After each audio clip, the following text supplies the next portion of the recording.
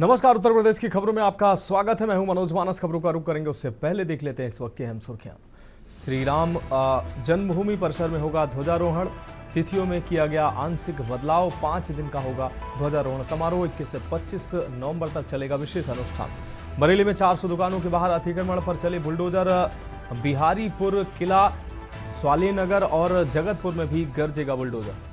UP में 39 जिला जजों का स्थानांतरण। इलाहाबाद हाईकोर्ट प्रशासन ने 39 जजों का किया स्थानांतरण। प्रयागराज के जिला जज बने सत्य प्रकाश त्रिपाठी। राजीव कमल बने प्रतापगढ़ के जिला जज। फर्रुखाबाद में कोचिंग सेंटर में भीषण धमाका। दीवारों का मलबा 50 मीटर दूर तक बिखरा। मीथेन गैस के रिसाव से विस्फोट की आशंका। अलर्ट मोड पर स्वास्थ्य विभाग। वायरल और मौसमी बीमारियों का प्रकोप। सभी स्वास्थ्य केंद्रों पर दवाएं उपलब्ध। गांव-गांव, घर-घर हो रहा चेकअप। आज से नया पश्चिमी विक्षोभ सक्रिय। उत्तर पश्चिम भारत में असर दिखेगा। 6-7 अक्टूबर को भारी बारिश, ओलावृष्टि की संभावना। 7 अक्टूबर के बाद बारिश की तीव्रता में आएगी कमी। सारथी। और अब खबरें विस्तार से। सीधा आपको लिए चलते हैं उत्तराखंड के पौड़ी गढ़वाल, जहां पर सीएम धामी शहीदों के कार्यक्रम में क्या कुछ कह रहे हैं, सुनाते हैं आपको। हमारे देश की और हमारे स्वतंत्रता की रक्षा की है, इसलिए उनका बलिदान केवल युद्ध भूमि पर ही नहीं बल्कि हमारे दिलों पर अंकित है। भाइयों बहनों, उत्तराखंड के वीरों ने अपनी बहादुरी और साहस से हमेशा ये दिखलाया है कि देवभूमि न केवल विश्व की शांति का मार्ग दिखा सकती है बल्कि आवश्यकता पड़ने पर वीरता और शौर्य का यदि प्रदर्शन की आवश्यकता हो तो प्रदर्शन भी कर सकती है। मैं भी एक फौजी का बेटा हूं। मैं पूर्व सैनिकों, इनके परिवारों की समस्याओं को, उनकी चुनौतियों को मैंने बहुत नजदीक से देखा है। और सच में जैसा जोशी जी कह रहे थे कि मुझे 50 साल पहले का वो दृश्य याद आता है जब हम नहाने के लिए जाते थे 1 हफ्ते में एक बार। और मुझे ध्यान है, जब मैं छोटा था मेरे पूज्य पिताजी महार रेजिमेंट में थे और उनकी पोस्टिंग मुझे लगता है कि मैं 7, 8, 9 साल का होऊंगा, मुझे स्मरण अभी तक है। वो सूरतगढ़ में, सूरतगढ़ राजस्थान में उनकी यूनिट होती थी। तो मुझे बताते थे वो कि हमको पानी पीने के लिए नहीं मिल पाता है। तो मैंने कहा कि कैसे पानी पीते हैं आप? तो उन्होंने मुझे कहा कि हम जो मच्छरदानी का कपड़ा होता है वो गड्ढा बना लेते हैं, बारिश होती है और उसमें पानी इकट्ठा हो जाता है। वो मच्छरदानी के कपड़े से पानी को छानते हैं, उसके बाद उसमें फिटकरी घोलते हैं। जब उसका जो गंदा अवयव होता है वो नीचे चला जाता है, उसके बाद हम लोग वो पानी पीते हैं। तो पहले के समय में हमारे सेना के लोगों को, हमारे सैनिकों को कितनी कठिनाइयों का सामना करना पड़ता है और उनके परिवार के लोगों को कितनी चुनौतियों का सामना करना पड़ता है। जब कोई बेटा शहीद होता है तो उस मां से पूछिए, उस बहन से पूछिए, उनकी पत्नी का क्या हाल होता है, बच्चों का क्या हाल होता है। पिता 4-4, 5-5, 6-6 दिनों तक, जब तक कि वो पार्थिव शरीर घर नहीं पहुंचता, तब तक उनकी स्थिति किस प्रकार की होती है। मैंने वो बहुत नजदीक से देखा है भाइयों बहनों, उनके दर्द को देखा है, क्योंकि मैं उसी परिवेश में पला बड़ा हूं। इसलिए मेरे हृदय में हमेशा शहीदों के प्रति, उनके परिवारों के प्रति गहरी संवेदनशीलता और समर्पण का भाव रहता है। इसलिए हमारा ये प्रयास है कि यही भाव हमारी सरकार के हर कामकाज में दिखे। इसलिए सैनिकों से संबंधित कोई भी प्रकरण आता है, हमारे सैनिकों से संबंधित, उनके कल्याण के लिए, उनके परिजनों के लिए, तो हम कभी भी उसमें ज्यादा सोचते नहीं हैं। हम सीधे निर्णय लेते हैं उनके कल्याण के लिए, उनके उत्थान के लिए, उनकी सहायता के लिए। हम ये भली भांति समझते हैं कि जो सैनिक शहीद होते हैं उनकी शहादत का कोई मोल नहीं हो सकता है। पर यह भी हमें सदा याद रखना चाहिए कि एक शहीद के परिवार को उसके जाने के बाद कभी कोई दिक्कत का सामना न करना पड़े। हम शहीद सैनिकों के परिवारों के घाव तो नहीं भर सकते, लेकिन हम उनके परिवार के आंसू तो पोंछ सकते हैं, उनके साथ हम खड़े हो सकते हैं, उनके हौसले की अफजाई कर सकते हैं। इसलिए हमने उनकी वीरता और बलिदान को नमन करते हुए शहीदों के परिजनों को मिलने वाली अनुग्रह राशि जो 10 लाख रुपए थी उसको बढ़ाकर 50 लाख रुपए करने का यह भी हमने निर्णय लिया था। इसके अलावा हमने भूतपूर्व सैनिकों की मृत्यु के समय उनके सम्मानजनक अंतिम संस्कार के लिए 10,000 रुपए की वित्तीय सहायता राशि का भी प्रावधान किया है। साथ ही हमने सेना में, अभी गणेश जोशी जी कह रहे थे तो उस दिन आप भी थे, और चूंकि हमारे यहाँ एक श्राद्ध का कार्यक्रम होता है साल भर में, तो मेरे पिताजी की पुण्यतिथि थी, उसमें लेफ्टिनेंट जनरल संदीप जी भी आए थे, संदीप जैन सिंह खटीमा में। तो गणेश जोशी जी ने उस दिन मुझे कहा कि हमारे जो परमवीर चक्र विजेता हैं उनकी राशि 1.5 करोड़ रुपए होनी चाहिए। तो मैंने अपनी मां से पूछा था कुछ दिनों पहले कि मां ने कहा कि इस बार तेरे पिताजी का श्राद्ध है, क्या कुछ लोगों को बुलाकर जो है यहाँ पर उनका भोजन इत्यादि यहाँ पर हो जाएगा तो अच्छा होगा। तो मैंने कहा आप क्या चाहती हो? उन्होंने कहा वो तो हमेशा यही करते थे जब जिंदा थे, तो कभी भी कोई कार्यक्रम होता था तो कहते थे मेरे दोस्तों को बुला लो, सैनिकों को बुला लो। तो मैंने कहा तो अच्छा होगा, आप क्या चाहती हो? तो उन्होंने कहा कि अगर सैनिकों का एक कोई सम्मान का कार्यक्रम हो जाए या सम्मेलन हो जाए। तो हमने उस दिन एक सैनिक सम्मेलन वहां पर हुआ और उस सैनिक सम्मेलन में घोषणा करी कि आप जो ये धनराशि है हम इसको 1.5 करोड़ रुपए करेंगे। और मैं समझता हूं कि ये हमारा सैनिकों के प्रति एक सम्मान का भाव है। इसके अतिरिक्त मेंशन इन डिस्पेस यस सभी वीरता पुरस्कारों से अलंकृत सैनिकों को दी जाने वाली एक मुश्त तथा वार्षिकी धनराशि में भी अभूतपूर्व वृद्धि की है। सरकार द्वारा युद्ध विधवा एवं युद्ध अपंगों को 2 लाख रुपए की आवासीय सहायता भी प्रदान की जा रही है। इसके अलावा स्टाम्प ड्यूटी में भी छूट की सुविधा प्रदान करने वाले राज्यों में उत्तराखंड देश के उन चुनिंदा राज्यों में से एक है जहां सेवारत व पूर्व सैनिकों को 25 लाख रुपए मूल्य की स्थायी संपत्ति की खरीद पर स्टाम्प ड्यूटी में 25% की छूट अनुमन्य की गई है। हमने शहीदों के परिवार के एक सदस्य को सरकारी नौकरी में समायोजन करने की भी शुरुआत की है कि कोई भी शहादत होती है तो उनके परिजनों को सरकारी सेवा में उनको रोजगार मिलना चाहिए। इसके अंतर्गत अभी तक वर्ष 2018 से लेकर 28 शहीद आश्रितों को नियुक्ति दी जा चुकी है और 13 की नियुक्ति प्रक्रिया अभी गतिमान है। साथ ही सरकारी नौकरी के लिए आवेदन करने के लिए पहले ये समय सीमा केवल 2 वर्ष की होती थी। हमने इसको कैबिनेट में, मंत्रिमंडल में प्रस्ताव लाकर अब 5 वर्ष, 2 वर्ष से बढ़ाकर 5 वर्ष किए जाने का भी निर्णय लिया है। ये सभी कदम हमारे वीर सैनिकों और उनके परिवारों के प्रति सम्मान और समर्पण का प्रतीक है।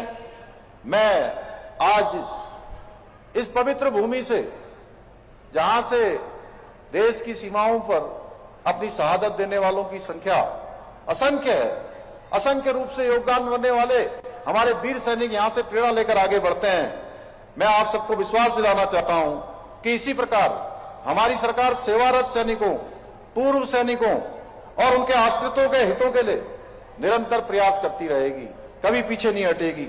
भाइयों बहन, तो उत्तराखंड के मुख्यमंत्री पुष्कर सिंह धामी को आप सुन रहे थे, जो पौड़ी गढ़वाल में शहीद सम्मान समारोह में बोल रहे थे। और अब उत्तर प्रदेश की खबरों का रुख करते हैं। रायबरेली से अहम खबर है। बरेली कांड पर स्वामी प्रसाद मौर्य का बयान सामने आया है। बरेली कांड भाजपा की साजिश से स्वामी प्रसाद मौर्य ने बात कही। मुस्लिम घरों पर बुलडोजर दुर्भावनापूर्ण है। फतेहपुर बहराइच में भी बुलडोजर क्यों नहीं? स्वामी प्रसाद जाति विशेष को सरकार का संरक्षण। स्वामी प्रसाद ने कहा कि जाति विशेष का सरकार का संरक्षण है। यूपी में अपराध चरम पर है, अपराधी बेखौफ हैं। सपा सांसद के घर पर हमले पर भी मौर्य ने सवाल उठाए। मस्जिद मंदिर मुद्दे पर बरेली हिंसा की साजिश पर भी उन्होंने बात कही। तो रायबरेली में रुके स्वामी प्रसाद मौर्य ने सरकार पर तंज कसे और सरकार पर बरसते नजर आए।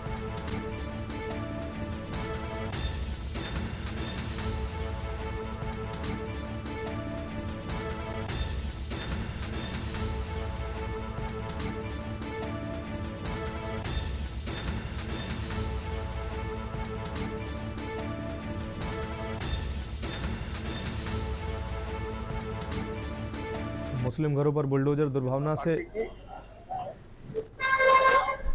एक साजिश है हिंदू मुस्लिम मस्जिद मंदिर मुद्दा जिंदा बनाए रखने का। क्योंकि भारतीय जनता पार्टी सरकार सभी मुद्दों पर पिट गई। सरकार की गलत नीतियों के चलते देश में बड़े पैमाने पर बेरोजगारी बढ़ी है। करोड़ों नौजवान बेरोजगारी का दंश झेल रहे हैं। गरीबी इस हद तक पहुंची है कि 140 करोड़ लोगों में 80 करोड़ लोगों की जिंदगी 5 किलो 10 किलो चावल पे आके अटक गई है। महंगाई आसमान पर है, लोगों का जीना दूभर हो गया है। किसान दर की ठोकरें खा रहा है। घोषणा के बावजूद भी लाभकारी मूल्य आज तक नहीं दिया गया है। किसान की एक ही मांग है कि उसके उत्पाद का न्यूनतम समर्थन मूल्य घोषित किया जाए। आज तक उसकी घोषणा नहीं की है। और अगली अहम खबर हमीरपुर से सामने आ रही है। हमीरपुर से ये अहम खबर आपको दिखा रहे हैं। शमशान घाट जाने वाला रास्ता बना है दलदल। हमीरपुर से ये खबर आपको दिखा रहे हैं। इस वक्त की अहम खबर हमीरपुर से सामने आई है। अर्थी को दलदल वाले रास्ते से ले जाने को मजबूर है ग्रामीण। शमशान घाट का रास्ता न बनने से ग्रामीणों को परेशानी होती है। ग्रामीणों में इसको लेकर दर्द भी है, पीड़ा भी, आक्रोश भी है। ग्रामीणों को दिक्कतों का सामना करना पड़ रहा है।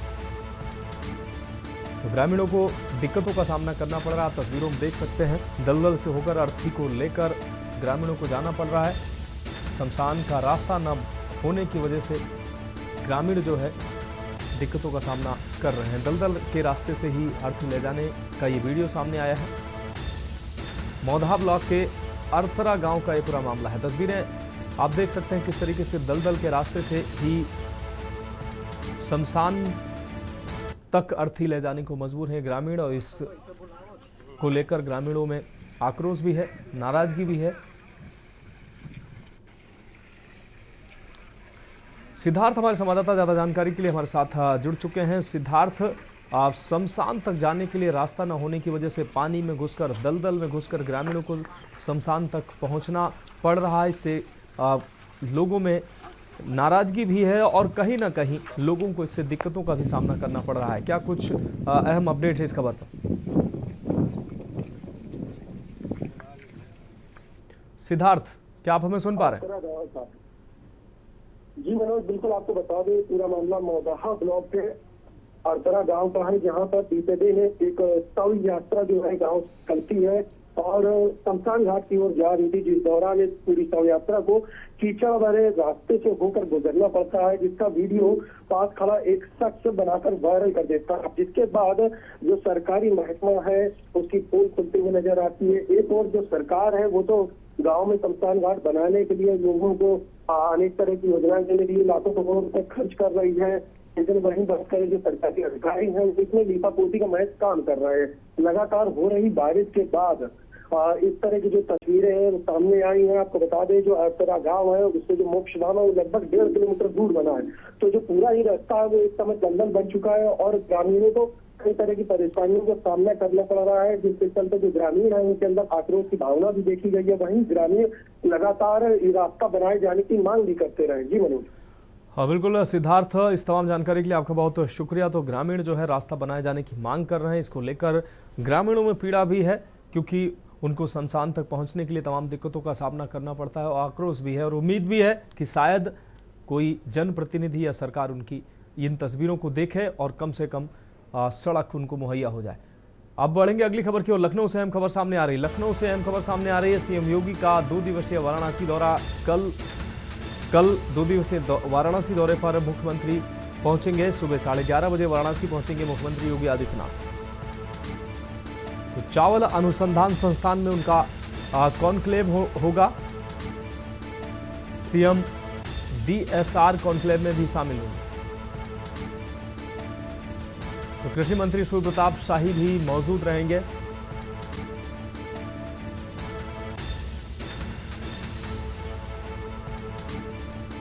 मनीष तिवारी हमारे संवाददाता ज्यादा जानकारी के लिए हमारे साथ जुड़ गए हैं। मनीष, मुख्यमंत्री योगी आदित्यनाथ कल से वाराणसी के 2 दिवसीय दौरे पर रहेंगे। इस दौरान कई कार्यक्रम उनके प्रस्तावित हैं। क्या कुछ अहम अपडेट है इस दौरे को लेकर? 11:30 बजे वाराणसी कल पहुंच जाएंगे और उसके बाद जो है उनके कई कार्यक्रम हैं। उन सभी कार्यक्रमों में शिरकत करेंगे। सूर्य प्रताप शाही जो कृषि मंत्री हैं वो भी इनके साथ में मौजूद रहेंगे। अगर देखा जाए तो जिसमें चांदपुर स्थित अंतर्राष्ट्रीय चावल अनुसंधान संस्थान में आयोजित PSR कॉम्प्लेक्स में भी शामिल होंगे। साथ साथ देखा जाए कटरा स्थित सरोज पैलेस स्वच्छता अभियान के तहत सम्मान समारोह में भी शामिल होंगे। सफाई कर्मियों को सम्मान उनके द्वारा मुख्यमंत्री के द्वारा दिया जाएगा। अन्नपूर्णा मंदिर ट्रस्ट के स्कूल ब्रह्मचर्य आश्रम 250 महिलाओं को निःशुल्क सिलाई मशीन का वितरण भी उनके द्वारा किया जाएगा। तो कहा जाए जिस प्रकार से उनका 2 दिवसीय दौरा है और उसमें जो है मुख्यमंत्री के द्वारा जो है लोग महिलाओं को और देखा जाए साथ साथ कई लोग को सम्मानित उनके द्वारा किया जाएगा।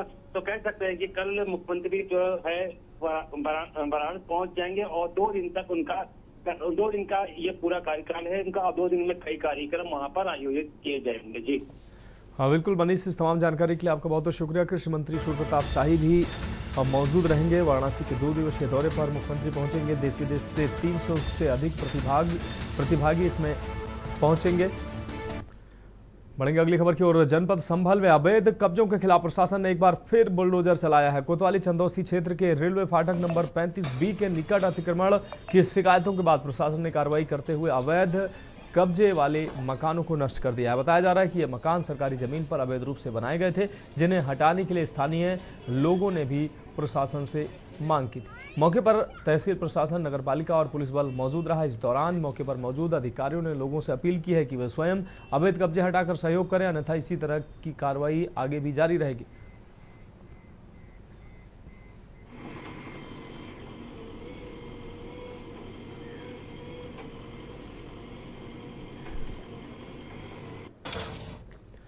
बढ़ेंगे अगली खबर की ओर। पुलिस अधीक्षक ग्रामीण सुरेश कुमार रावत ने रिजर्व पुलिस लाइन के सामने से नीम बड़ी तक एक मैराथन को हरी झंडी दिखाकर रवाना किया। इस मैराथन में 150 से अधिक छात्राएं और पुलिसकर्मियों ने प्रतिभाग किया। इस अवसर पर CO सिटी आसना चौधरी सहित अन्य अधिकारी मौजूद रहे। ये दौड़ महिलाओं और बालिकाओं की सुरक्षा, सम्मान और आत्मबल के उपदेश से आयोजित की गई थी। मैराथन के माध्यम से समाज को महिला सुरक्षा का सशक्त संदेश दिया गया। पुलिस अधीक्षक ग्रामीण ने कहा कि जब एक बालिका दौड़ में भाग लेती है तो वह केवल दौड़ नहीं रहती है, बल्कि वह अपने अधिकारों के लिए और अपने आत्मबल की ओर, अपने सपनों की ओर बढ़ रही होती है।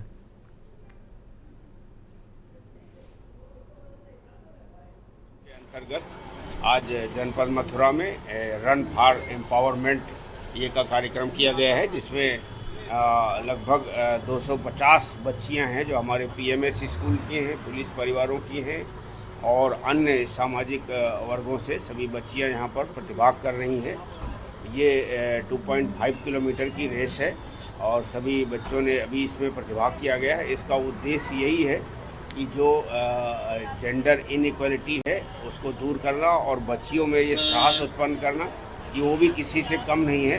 आज एक रन फॉर एम्पावरमेंट आयोजित हुआ है मिशन शक्ति फेज 5.0 के अंदर।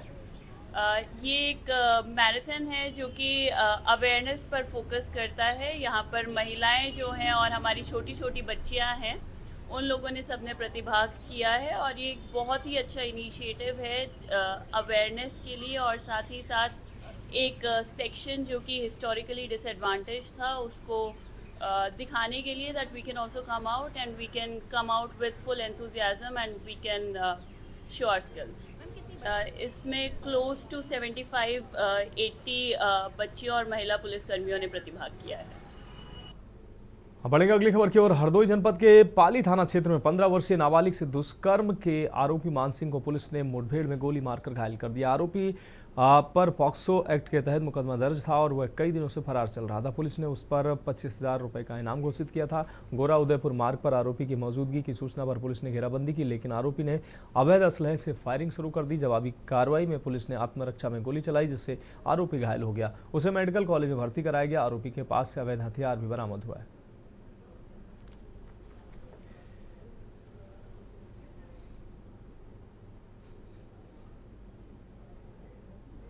आज दिनांक 2025 को समय लगभग 2:30 बजे सुबह जब थाना पाली पुलिस के द्वारा गश्त की जा रही थी, मुखबिर के द्वारा सूचना मिला कि मान सिंह पुत्र कृपाल जो कि शाहजहांपुर जनपद का निवासी है, एवं थाना पाली पर एक 15 वर्षीय बालिका के बलात्कार में वांछित है, जिसके ऊपर 25,000 रुपये का इनाम है, नकटौरा रोड पर आ रहा है।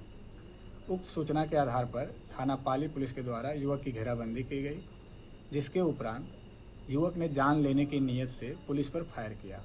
पुलिस ने भी जवाबी कार्रवाई करते हुए फायर किया, जिसमें वह युवक घायल हो गया।